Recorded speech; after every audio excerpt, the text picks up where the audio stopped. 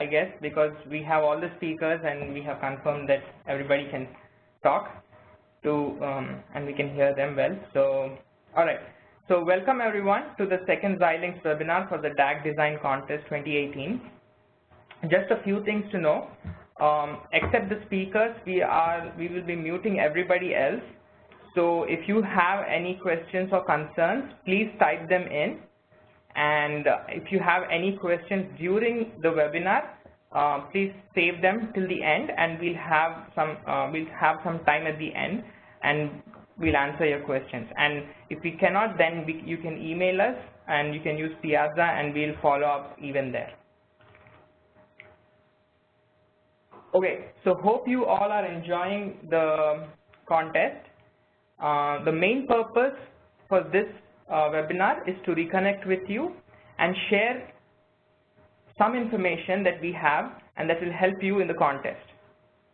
Today we have myself, Naveen, from the Xilinx University program, Radhika Pokanati from Xilinx Hyderabad, Varun Santasilan from Xilinx San Jose, and Jinyi Zhang from the University of Pittsburgh, and we'll be sharing some information with you.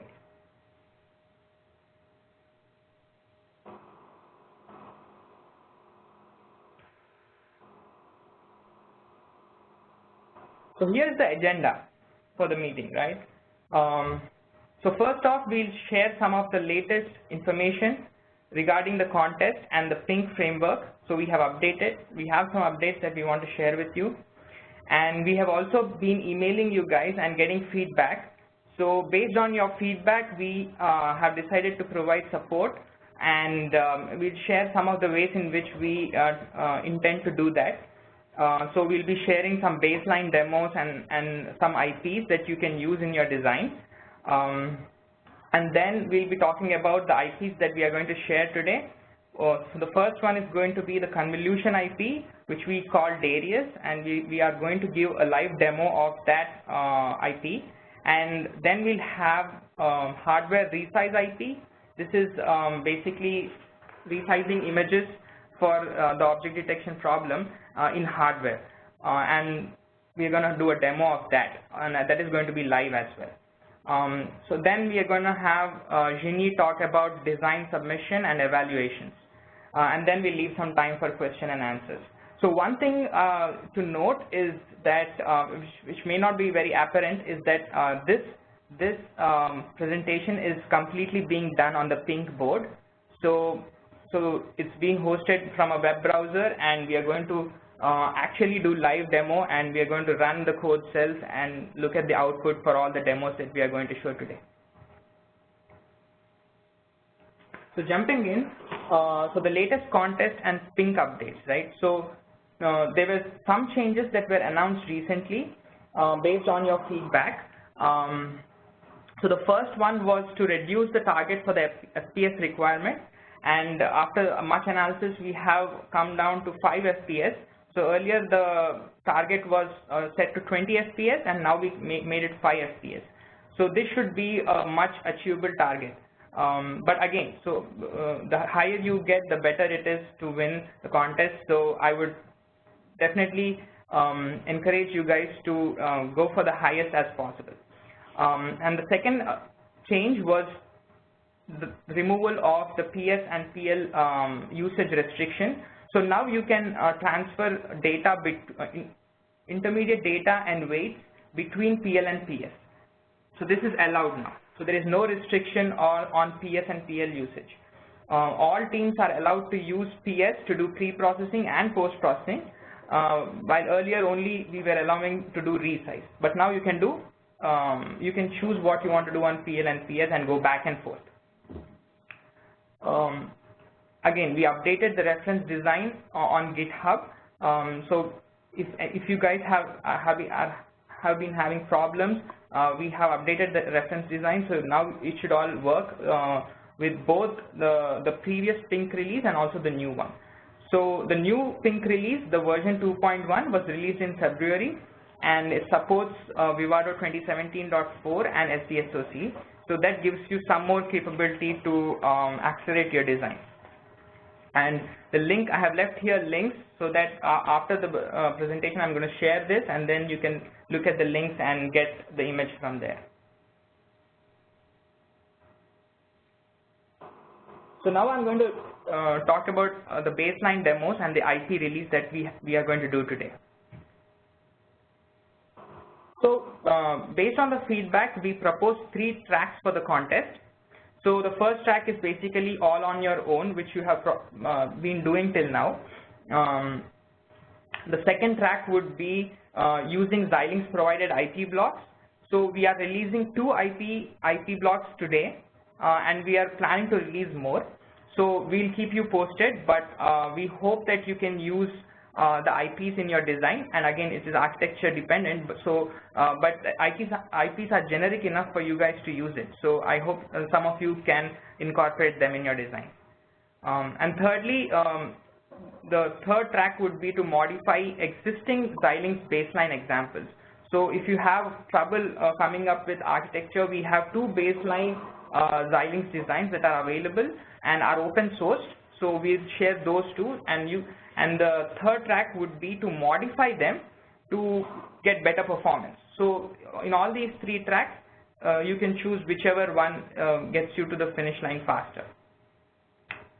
So the first baseline demo would be the binary neural network demo, and this is, I'm sharing the link here. This is basically an image recognition with binarized neural network inspired at VGG16.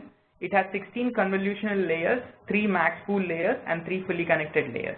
And this is a very efficient network with lower accuracy, but it runs around 300 frames per second. And then you have the quantized neural network on pink, and this is inference done using tiny YOLO variant network, and I'm sharing the link for that one here. So apart from the baseline demos, we also have IP release. So we have, as of now, we have 2 Xilinx deep learning IPs that are already released. So that was released around at 5 AM today, Pacific time. And we have released 2 IPs. The first one is the convolution IP, which we call Darius, and the second IP is the image resize IP. So these IPs can be easily integrated into your designs.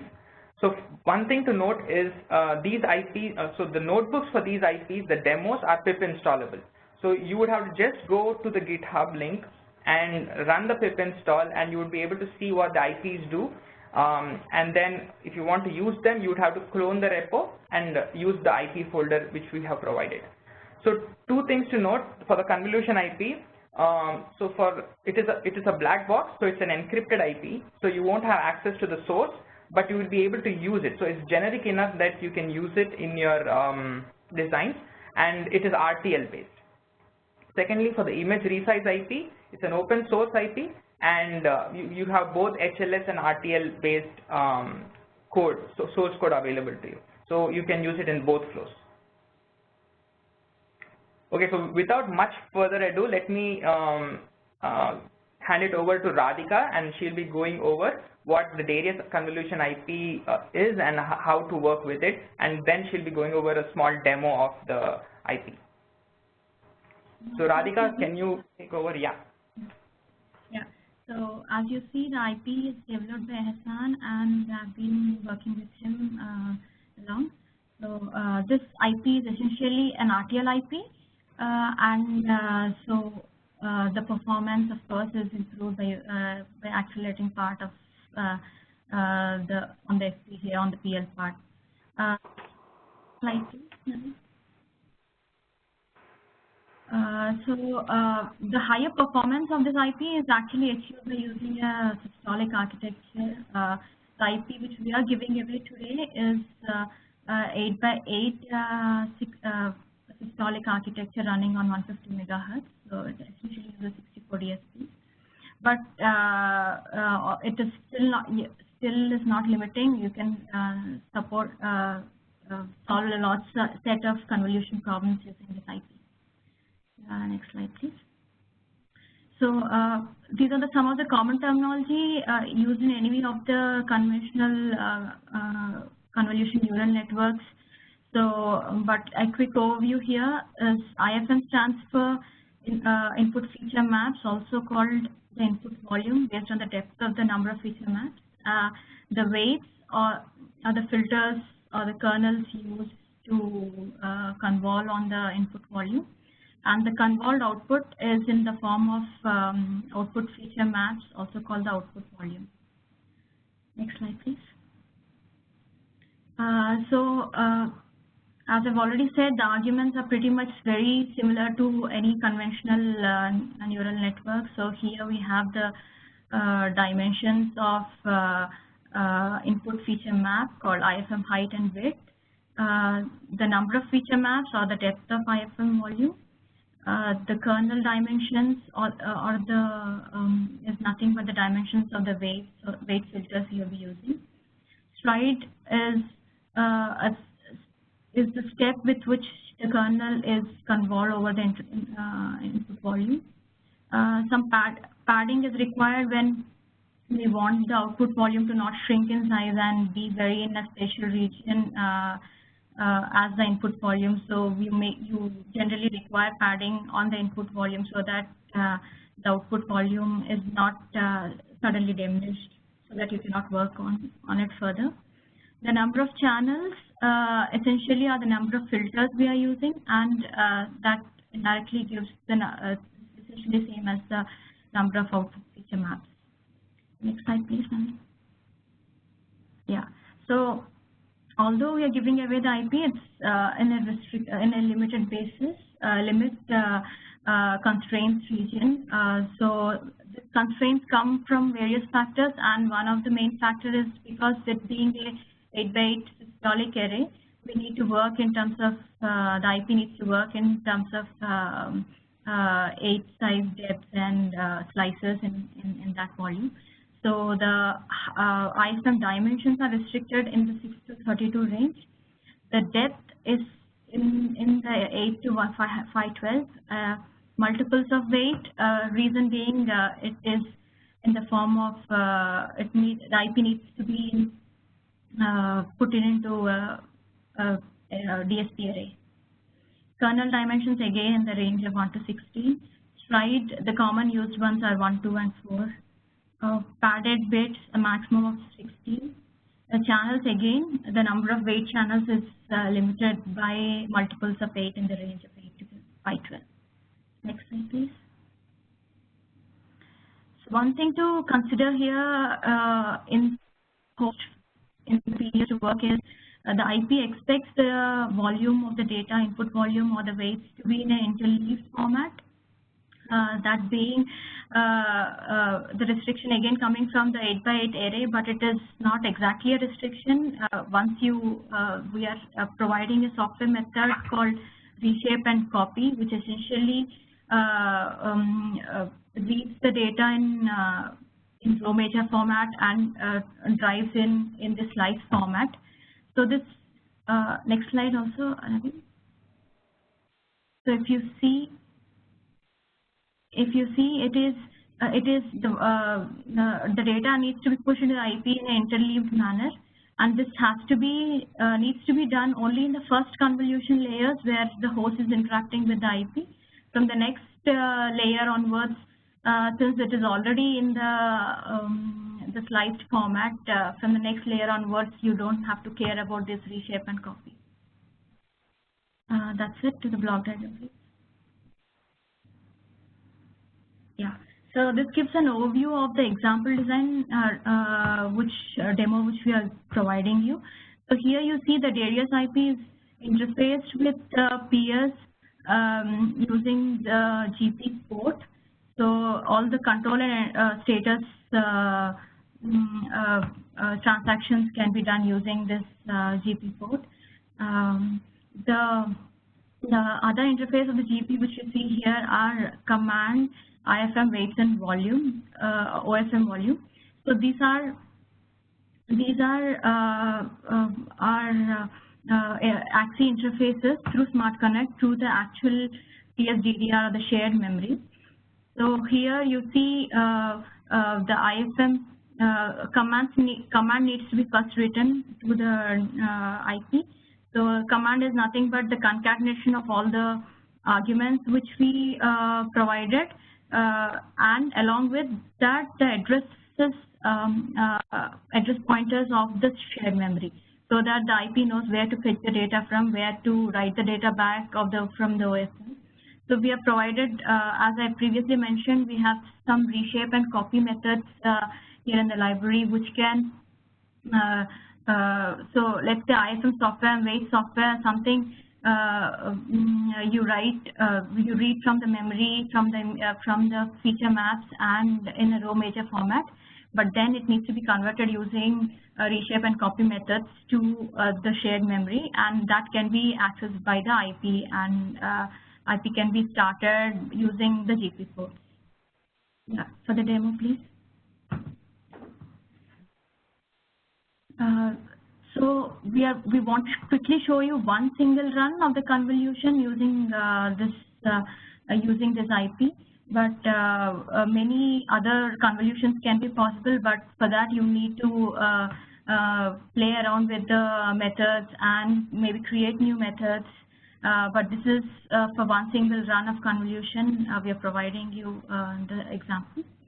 The first step is to set the arguments with the convolution we're requiring. So this is an example of all the dimensions here: input, feature map, kernel, some other arguments like pad and stride, and the number of weights you're using. So when you run the cell, you see, I mean, it's just taking in what you have already printed. Yeah, next slide, please. So using this overlay ping package, we can use the ping APIs to download the bit stream. So the convolution bit with that example design is already in that path, and you can simply say download and run this code cell and check the status of it. It will take that. Yeah. So you see now the bit file is now on the PL region of the ping running. You need to access the GP port of the AXI, you need to have certain memory mapped addresses to that IP using that base address. So these are some fixed addresses to access. If you see to run this, you see that the first address, read the first address of the IP. It is in ping 04, essentially means it's in ideal state, so we are ready to move. So to create the shared memory, it is in the form of contiguous memory arrays. It is achieved using ping Xlink package. So here I require 4 interfaces, 4 shared memories: command, IFM, weights, and OSM. And for all the 4 memories, I fixed on the size so that I don't want to go beyond a certain limit. So and then take the physical address of it and save it for the Darius IP to read it. These are some helper libraries for you to see how much memory is available and how many buffers you created. It will be these helper stats will be quite useful for you while you play around for having different convolutions. Yeah, next slide. So once you have specified all the arguments, you're ready to construct a convolution command, but it has to be in the order which the IP expects. So for that, we have a IP library with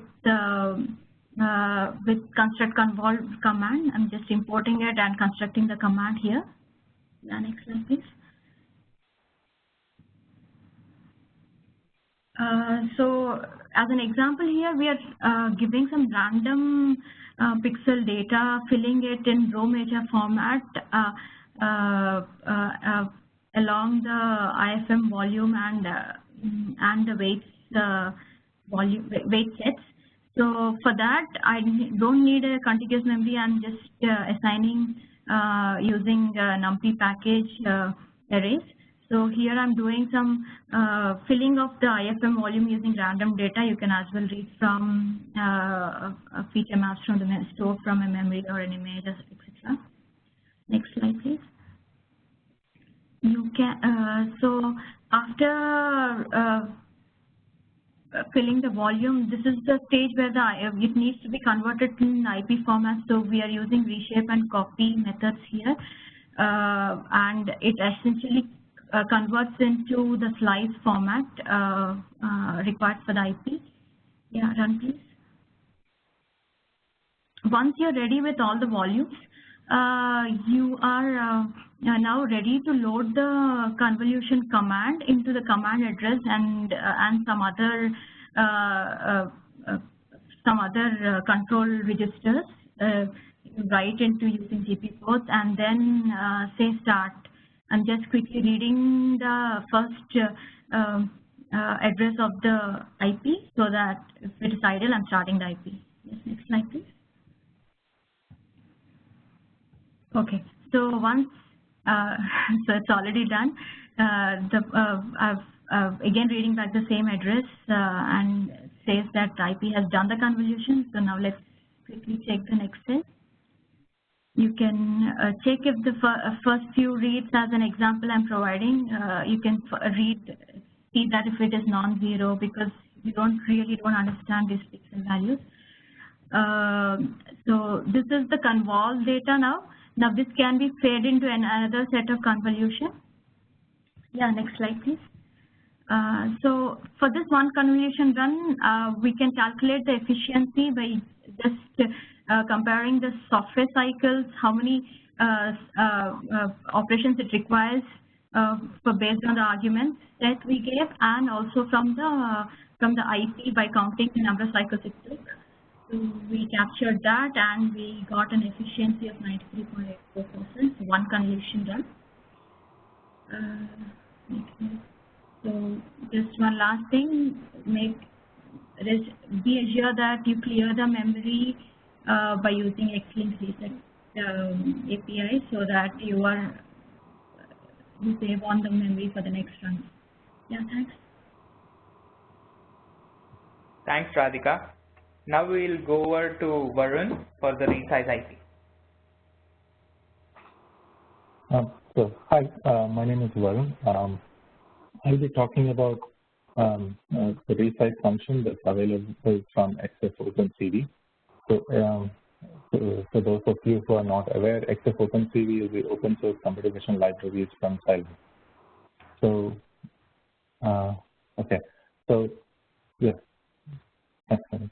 So the resize function that we are providing as open source today as part of the PingDL GitHub repo is part of the XF OpenCV library, and it's optimized to work on Xilinx FPGA.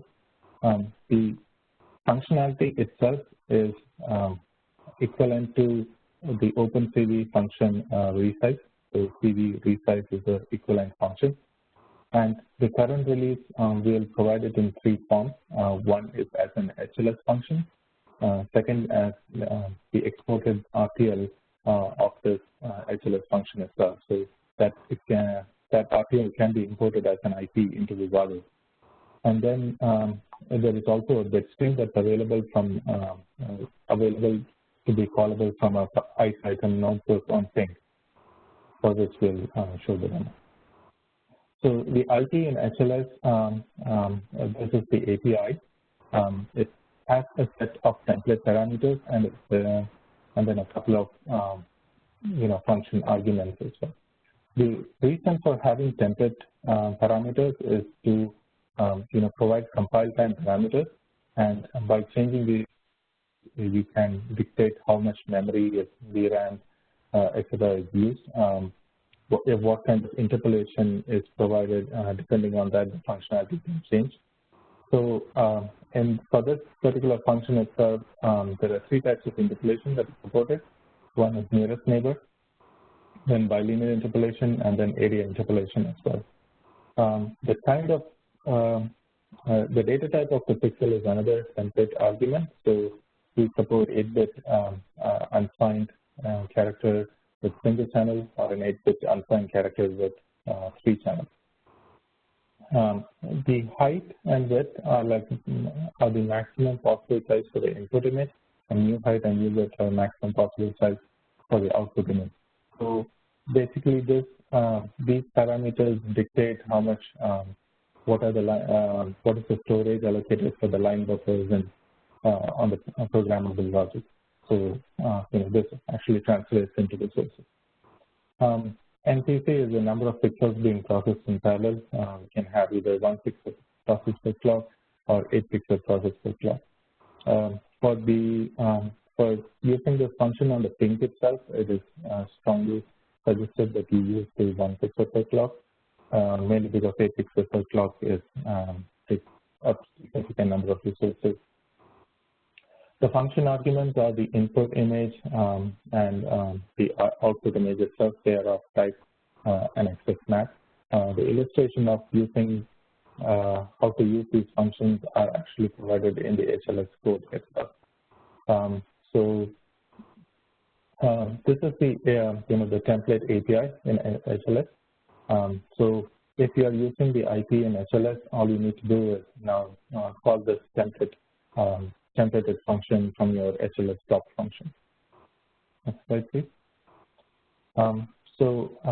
We are also providing the IP that has been exported from the Vivado HLS, exported in RTL. So you could either have the IP in Verilog or VHDL. So this IP that we created right now has been pre-configured. So there is an assumption that the maximum size is 640 by 360, which gets to the size of the data set, image size in the data set provided. And the assumption is, again, downscaling is what's going to be done, and using bilinear interpolation. So even though the RTL is created for this configuration, it is fairly easy and to modify, the equivalent top function in HLS and then create other kinds of IPs that's required. So we have provided both the HLS top function as well as the tickle script to run in Vivado HLS to synthesize and then export the IP. Next slide, please. So this is the block diagram once the IP is integrated in Vivado API. It's very similar to the original example that was provided in the DAC contest repository, except that instead of a FIFO, we'll have the resize IP going from pulling in data. Right? So and just to be clear here, right? The assumption is that the resize IP does processing on color images. So that's why 8 bits and 3 channels translates to 24-bit channels. So since AXI can interface only with 32 bits, right, there needs to be a data bit converter in between that converts between 32 to 24 bits. And that goes into the resize IP, which has an AXI stream interface, and processes it, sends it out again as an AXI stream. 24-bit converts back to 32 bits back to the AXI interface. And all the communication with DRAM is done through the SCDMA IP. The other scalar values, like what is the input size and the output size that needs to be configured at runtime, are provided through an AXI light interface directly from the ARM to the resize IP. Of course, it needs to be noted that whatever runtime arguments are provided are lesser than the max size that you have provided in the template arguments of the HLS IP. So again, we have also provided the tickle script that can be used to open this above design in Vivado. Next slide, please. So the next section is about resizing, a demonstration of how of the Pink notebook that we have created to resize an image. Okay. So The first part is importing all the libraries that are required. So in the demo itself, we'll show one section where the image processing library is used to resize an image, and then we'll run through the hardware accelerated resize IP. Okay. So as Rathia mentioned before, this is similar to that, where the overlay, the bit string is downloaded into the bit string is downloaded into the PL, and the other arguments are for accessing the IPs as well. Okay. Okay.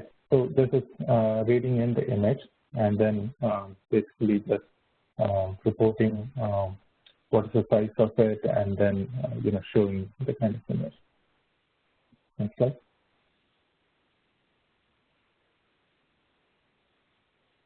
So in this section of the code, the image is actually resized in software, and the new width and height is now used as half the original image size.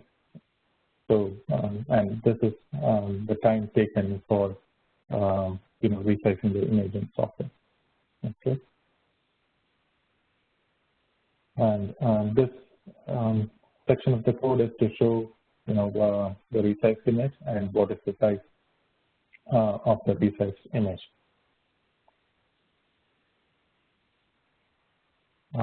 So prior to providing processing all the data on the PL, since the IP is accessing location, accessing from memory as an XP stream, it needs to be made sure that the data is provided in contiguous memory locations.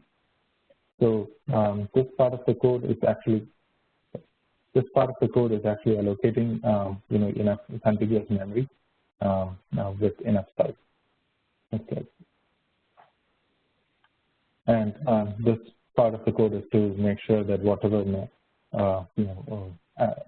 image has been loaded into the contiguous memory location is in fact correct. And so this part of the code is where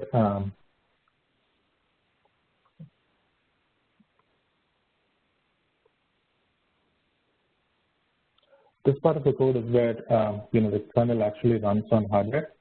And the first part of the statement is actually setting the registers to what the scalar argument should be. So these values are passed through the AXI write interface, and the offsets of where these need to be written are provided in the created HLS drivers. Right. And one kernel is the function that does the data transfer, and then it kicks off the kernel.write 0x00 It's actually the signal to the kernel to actually run, start executing, and then we wait for the DMA to complete. And afterwards, the output is shown. So here, what? Okay, next slide, please. So in this section of the code, we are actually profiling, how much time it took to send the data, process it, and get it back. We'll say that it's around 2.24 milliseconds, while for software it was around more than 31 milliseconds. So roughly you get around 15 to 16 x acceleration when you run on the programmable logic. And the next command is to actually reset. Okay.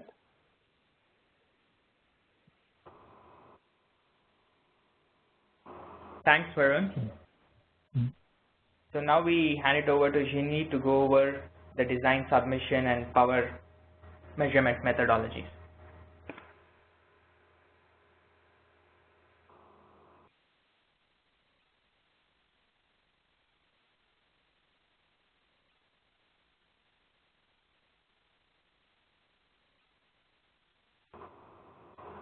Ginny, are you able to hear us?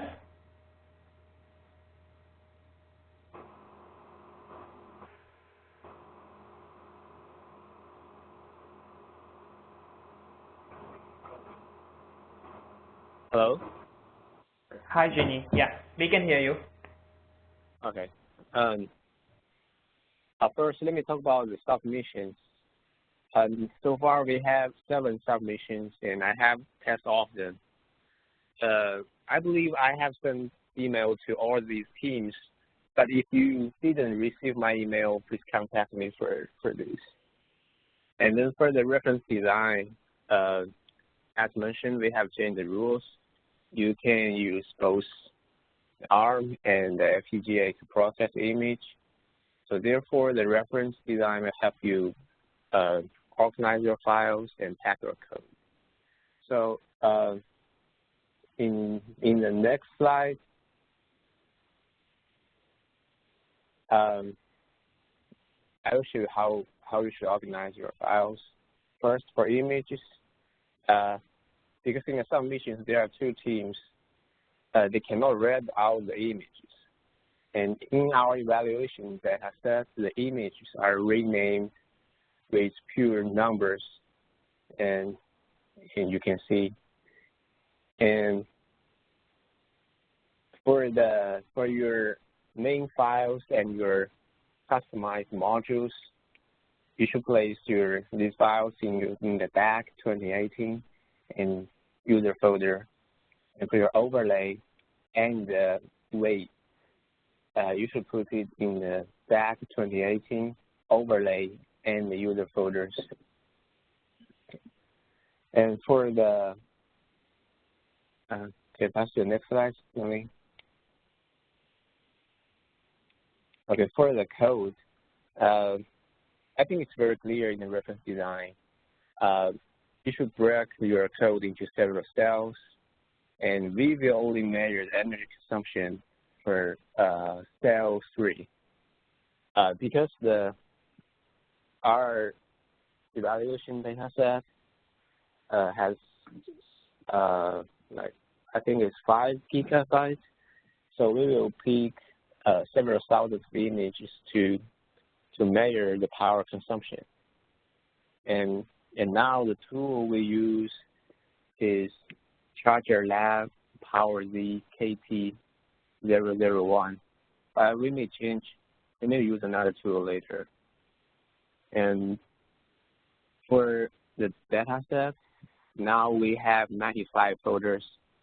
And please check your data set you have. They have delayed some folders like birds, really challenging folders. And in the bottom, I list the useful links for the data set and the reference design. And for the next submissions, please use the reference design style to pack your code, so we can start measuring the power consumptions. Okay, that's it.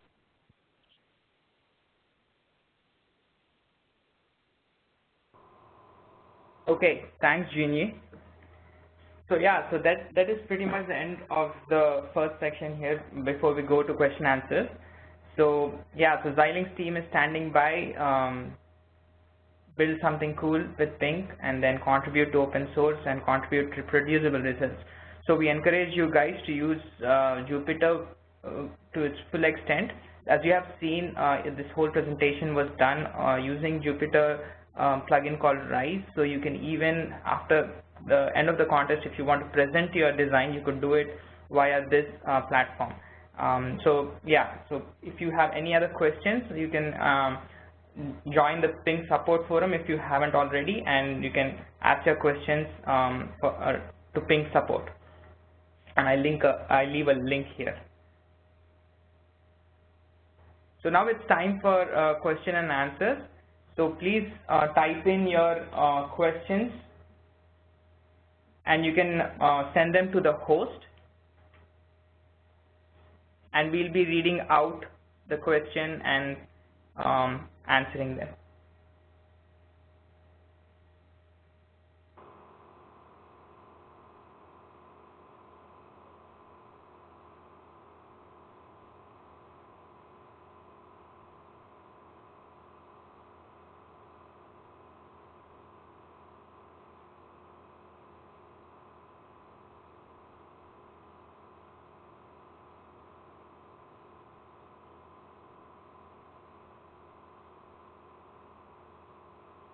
Okay, so the first question is from Rajesh. He's asking, we have mentioned 3 tracks.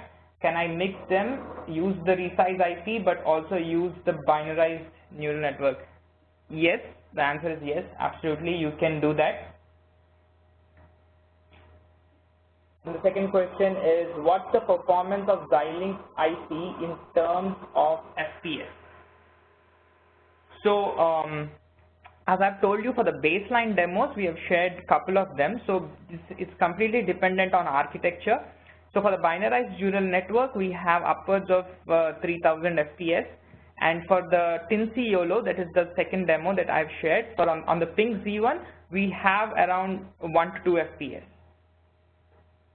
So for the IP itself, so that's the question, maybe it's more relevant to Radhika. So Radhika, can you comment on this?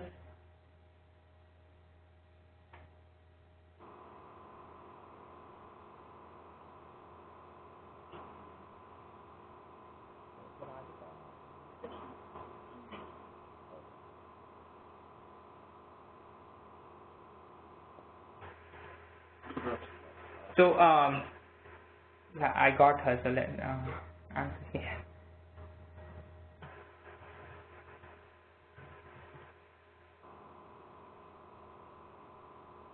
So Radhika, you can hear us though, right?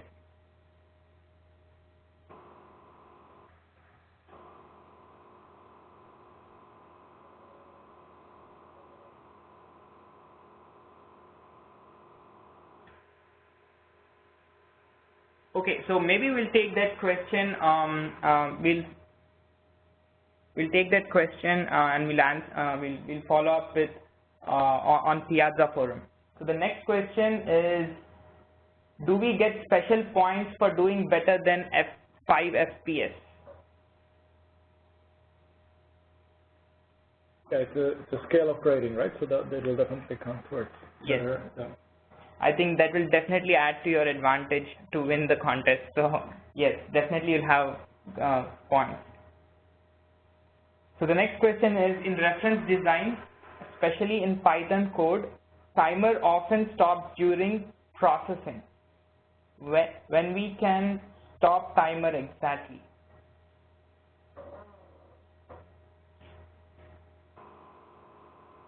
Yes, Kang, we don't fully understand this question. What is the timer you're talking about here? Is it the kernel? Maybe they can speak up. So yes, Kang, maybe we can unmute you and you can ask your questions via the audio.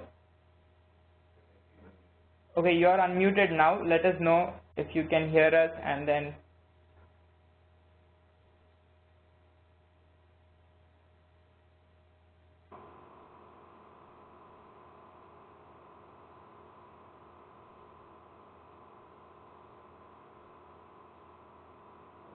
okay. So I'm going to guess that you're talking about the kernel being busy, but can't be sure here.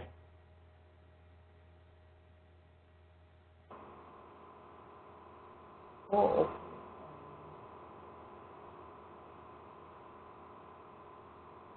okay. So Jinyi, do you think this is a question related to actually timing the performance? I think he's talking about the processing timing for on the PS side that you have in your code. Can you comment on that? The PS side for what? So we are going to do a time. We are going to time the run of the detection, right? So I think this question is related to that. So it's related to the timing that code. The timing will be down the whole process. Yeah, but when we can stop timer? So I think the question is, when do we start the timer exactly, and when do we stop it? Okay, I think the timer will start when the PS start working, and if we if we process one batch, so the timer will start on when the PS starts processing, and the timer will end when the PS receive all the coordinates. So the time for writing the data to XML can be excluded. Let me check the reference design on the GitHub. I think it's clear.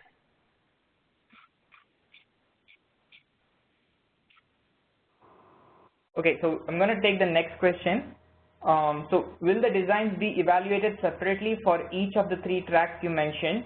I believe not. So Rajesh, the answer to that is no. It's going to be combined. So we believe that each of the track has its own challenges.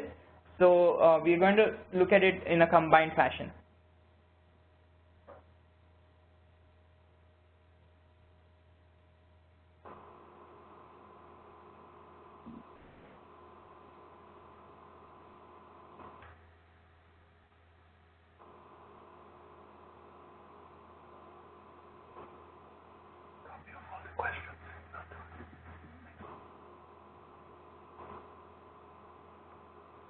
Again, so if you guys have any other questions later on the presentation or for the contest, please use the Piazza forum and we'll be replying to you over there.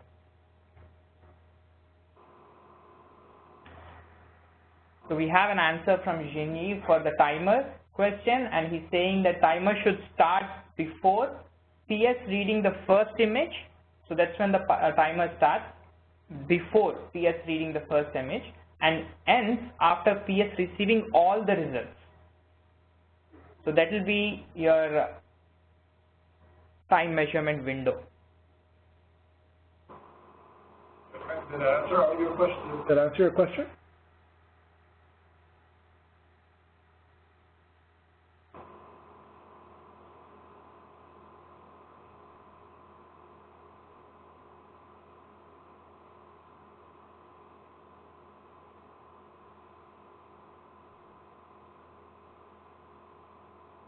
We'll share the slides in the. Okay, so yeah, yes, we are going to share the slides. So so we can do it over the web page and also via the GitHub link that we shared. So yeah, after this meeting, we are going to share the slides.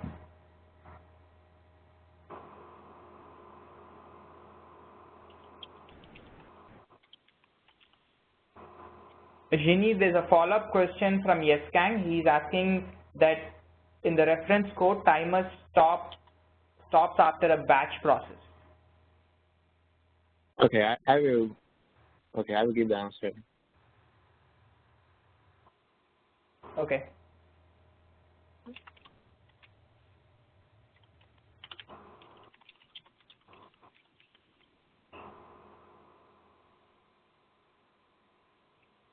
The answer is you can modify it to measure one batch or several batches.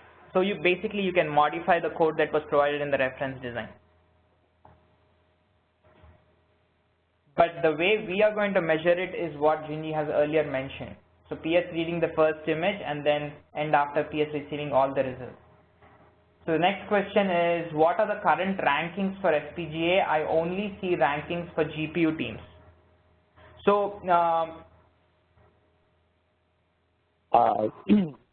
we just have 7 submissions, and I think 3 designs can successfully process all the images, and so that's why we didn't post the rank.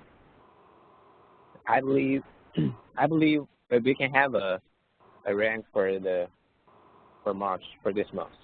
For this month, yeah. So a quick comment on this question. So we have been sending out emails and finding out what the contestants are doing, and it seems to us that everybody is working on the designs.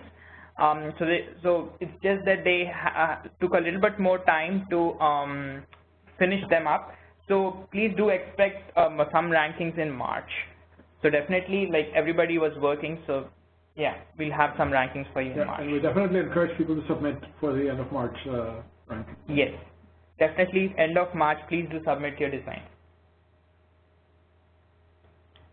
I think one thing that Noreen already mentioned but would be good to emphasize is it would be great if we go along to be developing the notebook so that by the end of the contest we actually have a set of very well defined notebooks that we can use for not only for the ranking but also for especially storage.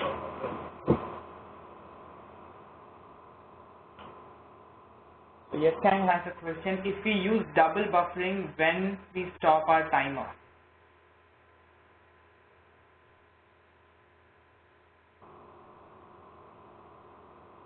Jinny, do you want to take that follow-up question from Yes Kang?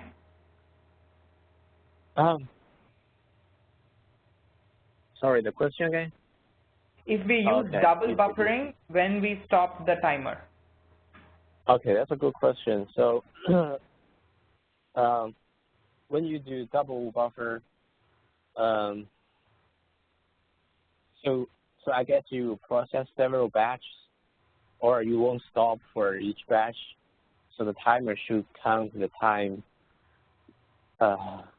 when you start processing, and it should stop when you receive all the coordinates. Yeah. So you won't measure each batch, so you will measure the total. So the total time, I guess. Is that what you say? Yeah. Yeah. Yeah. So you can modify the code. Okay. And on the go ahead. No, sorry. On the I think there was a question about FPS and the GPU. So the GPU and the FPGA will be measured separately, but within the three project categories that Naveen described within the FPGA category, those will be measured together. But GPU and FPGA will be measured separately. Rajesh, did that answer your question?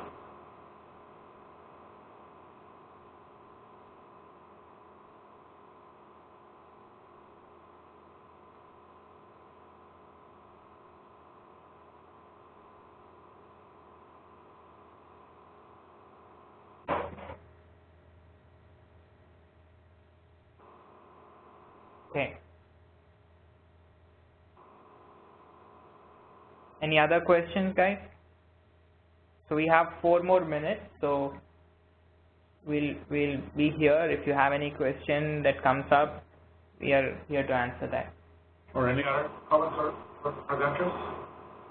Yeah, let us know if anybody wants to speak up, and then we'll just unmute you. So if you can type in the chat window, we can unmute you, and if you want to speak up, we can allow you to do that.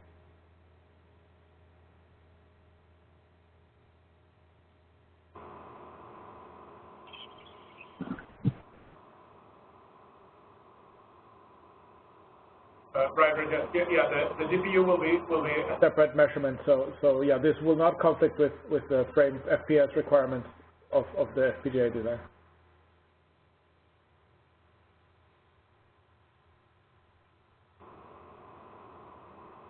Rajesh, did that answer your question?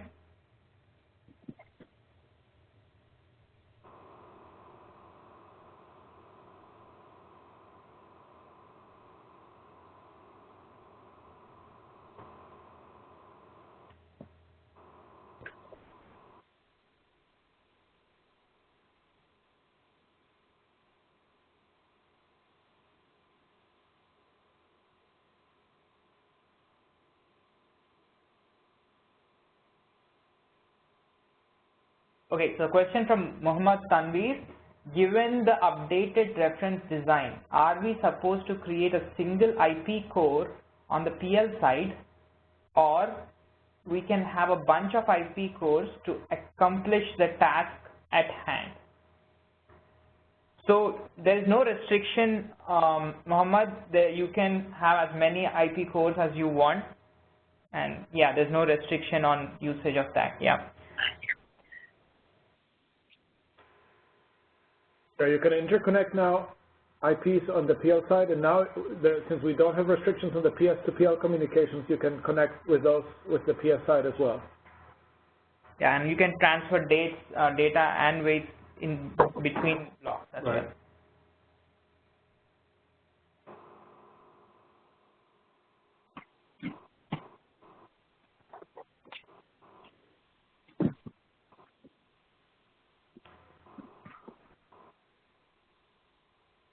So quick thing before we get another question is, so guys, we have given out like 3 different notebooks for you. Please look at the source code for that notebooks. So the markdown and all the annotations that we have for in the code cells, the markdown cells, the images. So that is the way we want you guys to make your notebooks as well. So that can serve as a reference for you. So we are going to look at how good your notebooks look as well, because Jupyter notebooks are inherently very powerful for sharing, demoing, for interactive coding. So the best that you can use Jupyter notebooks, that would be definitely counted towards some additional points.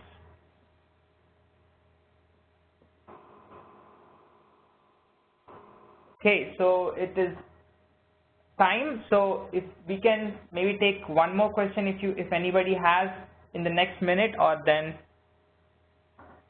if not, then thank you all for joining. It was great to share all the information with you. Hope you guys finish well and enjoy the rest of the contest, and hope to see you in June for the award presentation. And thanks to all the speakers and all the support. Thanks everyone. Bye.